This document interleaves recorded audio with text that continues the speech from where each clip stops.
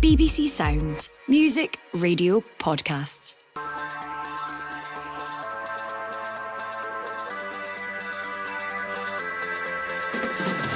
Hello, I'm Phil Goodlad and this is the Scottish Football Podcast. The news, the views, the analysis you need on Thursday the 5th of June.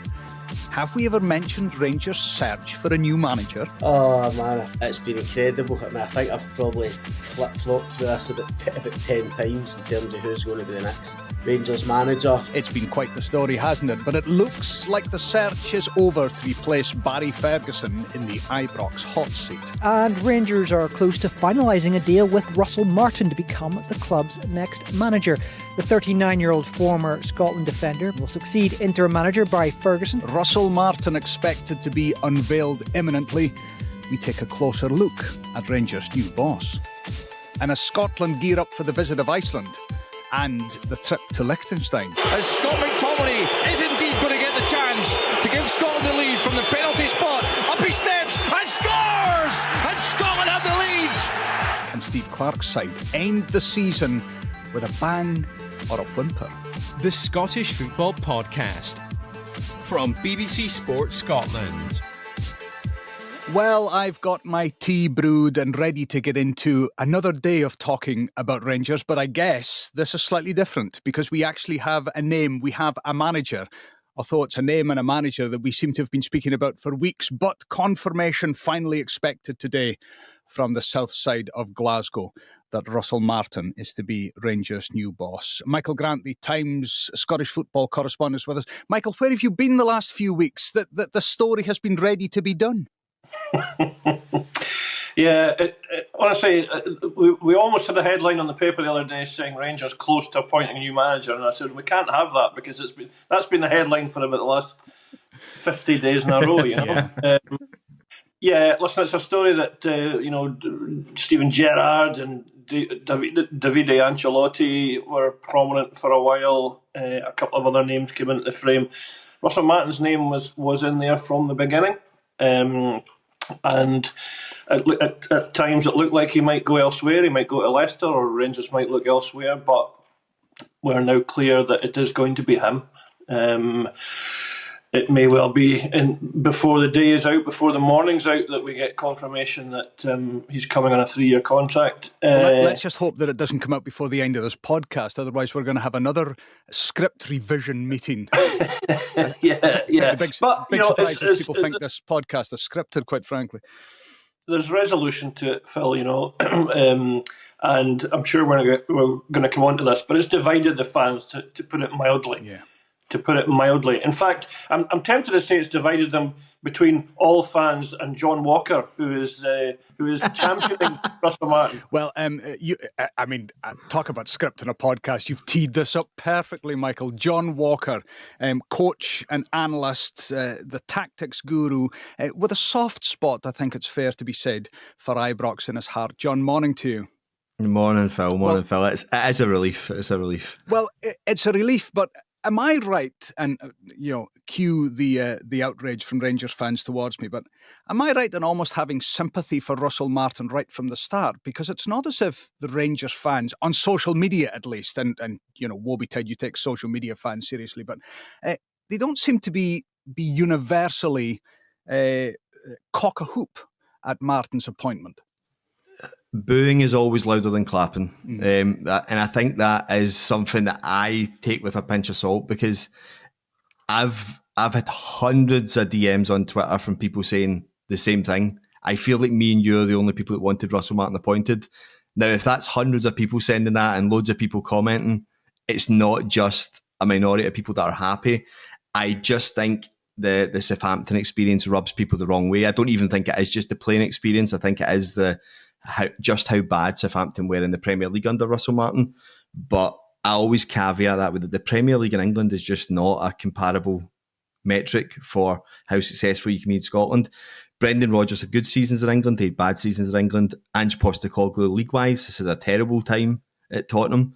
However, he dominated and revolutionised Scottish football for 2 years. So there just is no comparison. I just think people want to... It almost feels like sometimes with Rangers fans, as some of their opinion, they'd rather be right on their opinions than see Rangers succeed, so they can say they told you so and have an uproar about how many mistakes the board made, and instead of just getting on board or something and being like, look, give the guy time. But I don't think you need to feel sorry for Russell Martin. I think Russell Martin's fine. Well, yes, he is. And that was maybe a silly thing to say.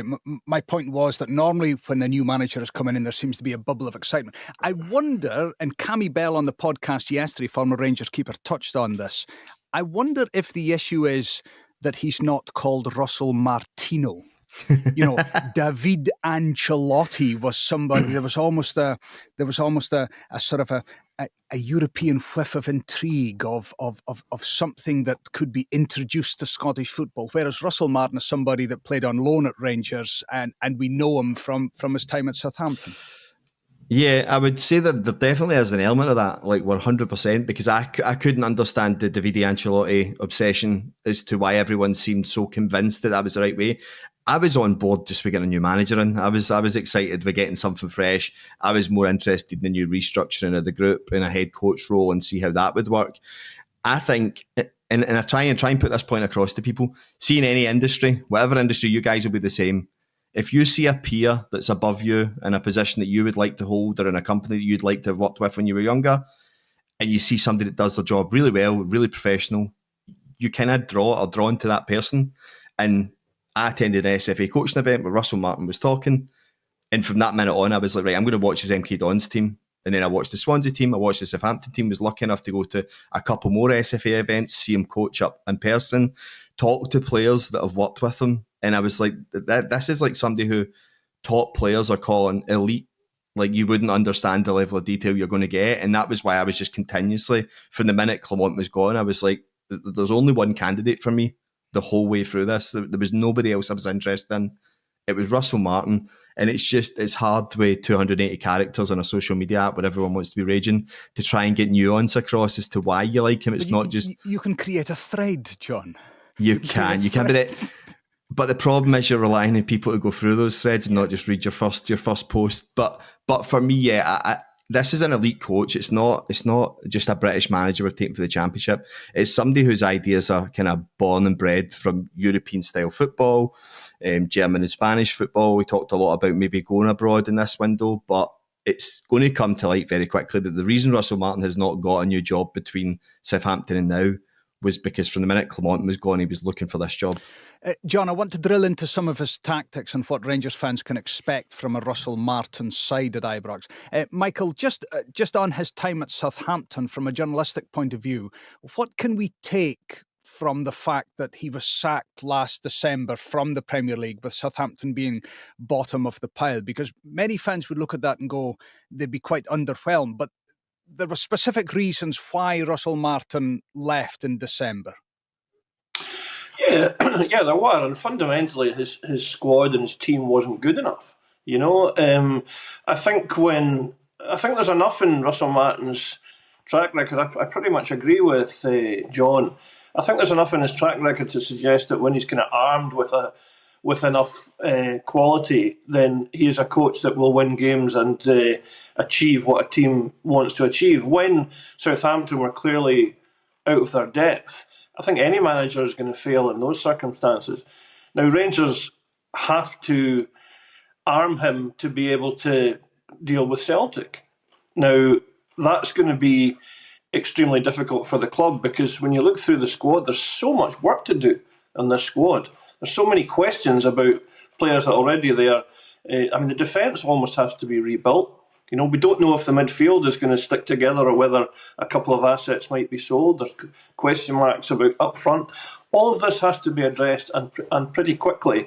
And it has to be addressed quickly because you know that Celtic will probably start the season by winning in the league. So you're immediately applying pressure on Rangers. That and also, if Martin stumbles in the first couple of games and they're behind again immediately, it seems like the same old cycle, doesn't it? You know, that this is what happens. Rangers get off to a slow start. They're immediately chasing. They might lose the first Old Firm game. So I think Russell Martin, you know, the board has to now, not just the board, the recruitment team has to get this right. They really have to arm him properly. Can I just offer a counter to that point, which would be, and in a normal world, this perhaps might stand, and I take it it's Scottish football, so I take it probably doesn't. But the problems on the pitch are so large at Rangers, and there has been so much off the pitch turmoil, the takeover, who the new manager is going to be, that actually I wonder if Russell Martin has come into a job that has a little bit more time before the pressure really hits, because any sane Rangers fan will take a look at the starting 11 that finished the season and go, well, that's just not strong enough to mount a title challenge. Do you see what I mean? There might actually be a point where Russell Martin is afforded a bit more leeway than other managers would be.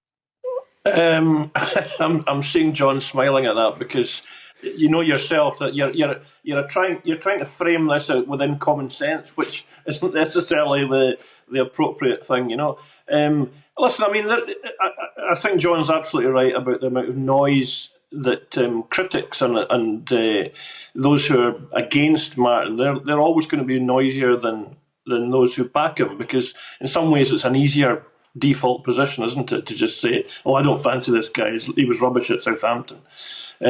Will he get a lot of time? It depends. Listen, I think today, if it's later today that Russell Martin's introduced to the media, I think he'll pleasantly surprise a lot of Rangers supporters. They will watch him and listen to him and think, oh, right, this guy's got something about him. I remember dealing with him when he was playing for Scotland, and there was a bit of that, and I think there's even more of that now as a manager. He will come across well. Now, in the grand scheme of things, that doesn't matter. It's all about fashioning a team and applying his football principles and that working for Rangers. But it'll help him in the short term today, because I think he'll win over some people that are against him. John, speak to me about tactics, and speak to me about what is commonly referred to as the possession-based approach from Russell Martin, passing football. Very often it's spoken about that, was it a 50-pass move that was a standout, that was at MK Dons early in his career. Yeah, Phil, I think there's a few things, just touching on what Michael said. Russell Martin's self-deprecation is like a superpower, and that'll be something that endears him to Rangers fans very quickly when they hear about how he talks about his playing time, and that leads into his communication. And if we can look at Philippe Clement and stuff, there was loads of press conferences where you're like, I don't understand what you're talking about. I actually don't understand what you're trying to say to the fan media, and that rubbed people up the wrong way a lot. I think Russell Martin's very clear on his style of play, very clear when he talks to media, and that doesn't change. And every single player that I've ever heard that he's worked with has been like, there's no ambiguity. It's very clear as to what you want, and that's why his style of play is implemented so quickly and why people play a certain way. There's a massive nuanced misunderstanding with what Russell Martin's style of football is. Russell Martin's football is possession-based, but it's attacking football. If he can get it forward in 2 passes, it's going forward in 2 passes. What happens in England is everyone, including the possession side of Guardiola's football, is trying to replicate a style of football. That includes high pressing. So in England, you can tippy-tappy the ball about your goalkeeper, because teams are going to come press you, and you can pass it about the back and you can find gaps in behind. The reason Russell Martin plays like that is because he wants teams to be broken on the press and panic and drop into a low block. People keep coming at me with this same thing. He's never played against a low block. He's played against a low block loads because teams were scared of how his teams were playing. That's actually what Russell Martin wants. He wants teams in a low block. It's not a problem. He thinks it's easier to coach in the final 30 yards of the pitch than it is to coach 100 yards of the pitch.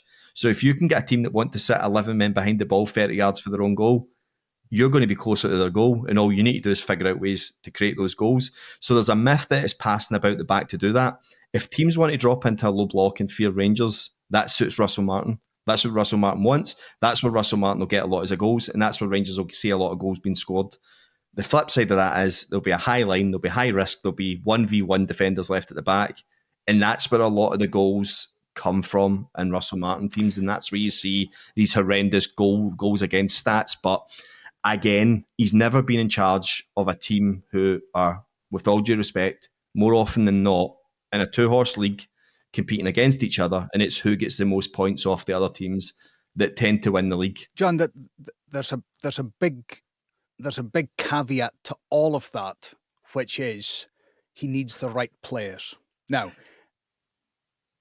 whatever style he will implement, he will need to assess and pinpoint the players that can play that, which means that before he gets all those players in, and that might happen over a couple of transfer windows, it might even take longer. Is Russell Martin pragmatic enough to play in a style that fits the players he has before he can bring in the players he needs for that style that you've just spoken about? So Russell Martin's analysed the full Rangers squad. Russell Martin's watched every game since January, I believe, of Rangers. This has been very clear. This is the job he's been looking at. So every single player, I'm sure his analysts will have been working on the data to compare Southampton players in that Championship side to the Rangers players and see who can do what on video. So he'll know out of the players that are going to be left, because I think Jack Butland and Nico Raskin will be gone, will be sold, and he'll be left. I reckon he's left for a starting team. He's left with about 5 players that can play the way he wants them to. That could go to 7 if Dujon Sterling and Oscar Cortez are actually fit and available from pre-season. But you are looking at needing a Raskin replacement, a goalkeeper, another centre-half and 2 wingers. You are looking at that kind of playing that he needs even before he gets his feet under the table to start coaching the players that are there. And if he's been watching every game since January, can we expect these signings to start almost immediately? Well, I don't think it's his signings. I was surprised the Rangers already hadn't made signings, to be honest. Under the structure as to what's happened, I know Kevin Felwell's only started on Monday, and Dan Purdy came in as well. I know that's maybe unfair, but I would like to think behind the scenes they're already talking with Niels Koppen and his team and going, this is our targets, this is who we want to go get. It doesn't really matter who that manager's going to be. These are the ones that we want. It might be that those targets have aligned with the type of football that Russell Martin plays, and under this new structure of a head coach, under recruitment and sporting directors, that they've went, Russell Martin's going to get the best out of the targets that we've signalled that we want to go bid for. And you might now start seeing that rolling and the transfers coming in. I would be surprised if there aren't a couple of curveballs outside the transfer model from people that Russell Martin would maybe potentially have said in his interviews that he wants to sign, because there's a lot of history of him moving MK Dons to Swansea and taking MK Dons players, moving Swansea to Southampton and taking Southampton players.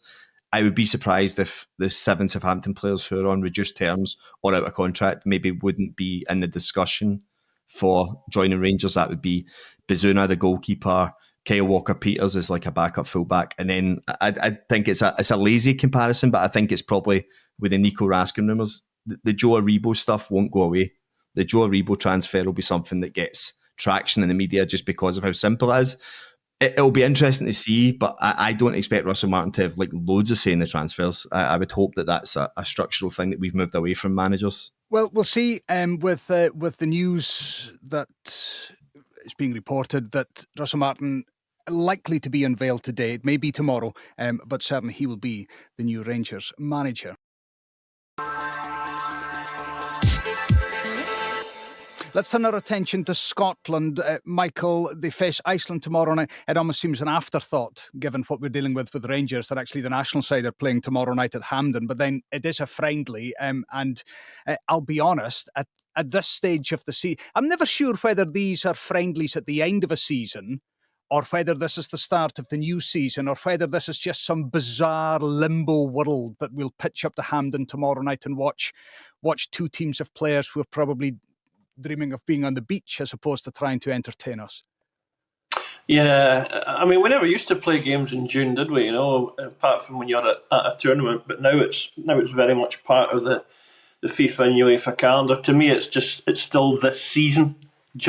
You know, I think we'll get these couple of games out of the way, and then it begins for real. But international football is weird, isn't it? I mean, this is the first game since we lost 3-0 to Greece, which, I don't know, it just seems like so much has happened in the club games since then. You know, it feels like a lifetime ago. I'm sure Steve Clarke's grateful for that, because Scotland and him were booed off the pitch the last time we played a match. I mean, it was horrific. That performance was absolutely dreadful. And I mean, I suppose the downside of it from an international football is you don't play 3 days later to kind of clear the decks and kind of reset how people are feeling about things. You just have to soak it up and suffer it and suck it up, you know.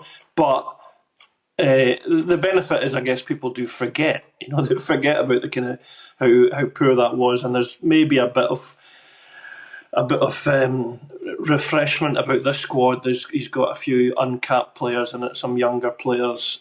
I mean, you need that. You need to feel that there's an evolution to the team, because the way we lost to Greece was quite stark, because they refreshed things between the first leg and the second leg. If you remember, we won 1-0 over there in Athens. We then came to Hampden, lost 3-0. Greece really shook up their team. They made 6 changes, we only made 1, and they looked so much fresher, so much more youth, more energy. And it made us look pretty stale and old, And I think that touches on a broader issue about the team ageing and Clarke being loyal to players that have, done him well and done us well. But I think we are now looking at a period where we need to start getting new blood in. Which would mean that tomorrow night is a perfect example for Steve Clarke to throw the dice and try new combinations, try new personnel. The problem is he's not one to do that. No, he's not. He's not one to do that, and I do also think, Phil, that with all the big names in the squad, McTominay, McGinn, Gilmore, Robertson, all these guys, I might be totally wrong on this, but I wouldn't be surprised if we see a lot of them playing in Iceland and then pulling out of the Liechtenstein game. And I mean, that's a bit of a deal that I'm sure he would do with them and do with their clubs. Say, listen, turn out at Hampden for us, and I'll give the younger boys the Liechtenstein game. And I think that might not be what fans want to hear, but I think that's sensible management, and it keeps the players on board. So maybe the Iceland game tomorrow night won't have dramatic changes, at least in the starting side, but I guess the team in Liechtenstein will look quite different. John, so many areas tomorrow night that we could look at. I mean, goalkeeper for one, a goal scorer for another, but it's actually midfield. And if we look at the riches now, the winning riches from Italian football, let alone anywhere else, with Billy Gilmore, with Scott McTominay and with Lewis Ferguson, do we expect to see that triumvirate at Hampden take to the field? Yeah, I think so. I think that's what you're looking at for the first game. I agree with Michael entirely. I think the team sheet will come out for the first game and everyone will be raging that it's not the experimental friendly that they wanted. I think Ryan Gould's injury couldn't have happened at a worse time, because I think this would have been a chance for him to maybe put a bit of a claim forward. But I think you'll see a pretty Steve Clarke side against Iceland, and then Liechtenstein, you'll see Josh Lloyd come in for Robertson. You'll see Andy Irving, Connor Barron and Lennon Miller probably start in place of Gilmore, McGinn and McTominay. You'll see Kieran Bowie, I think, start up front. You'll see Kieran Slicker or Robbie McCrory, in goal. I think the second one will be the big experiment. And I think that will maybe appease a lot of people, but I think if you see the same names in Iceland and it's the same type of performance, you're going to get... Steve Clarke's in a problem area now whereby he does have Italian Cup winners. He's got Italian League winners. It's no longer people going, oh, well, you've got Aaron Hickey and Lewis Ferguson performing well in Italy. You've got Aaron Hickey, you've got Lewis Ferguson, McTominay and Gilmore dominating in Italian football, and it becomes really hard to not start pushing those people in.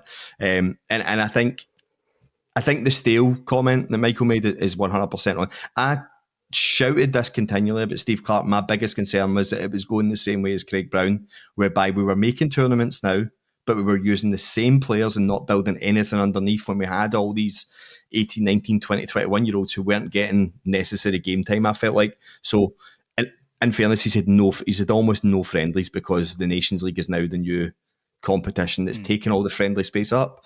But yeah, I'm looking forward more to the Liechtenstein game, because I think it's going to be a lot of the younger players that we've not seen before. Guys, we have to leave it there, which is a shame, because we could speak for so much longer. It seems strange that we relegate Scotland playing at a friendly tomorrow night to the second topic, but events, dear boys, events. We'll leave it there. John Walker, thank you very much indeed. Michael Grant, thank you. We've run out of time, which is a shame, because I wanted to tell you about the story last night at my daughter's end of year school show, where it was a scene from a Hollywood movie, because there started to be the ripple of beeps and vibrations, and then you saw people speaking to one another, and then at halftime during the show you had predominantly all male corners of the room getting together, huddled around their phones, because the Russell Martin story had broken. But we'll save that for another day. I'm Phil Goodlad. Enjoy your football, and we'll speak again soon. On BBC Sounds.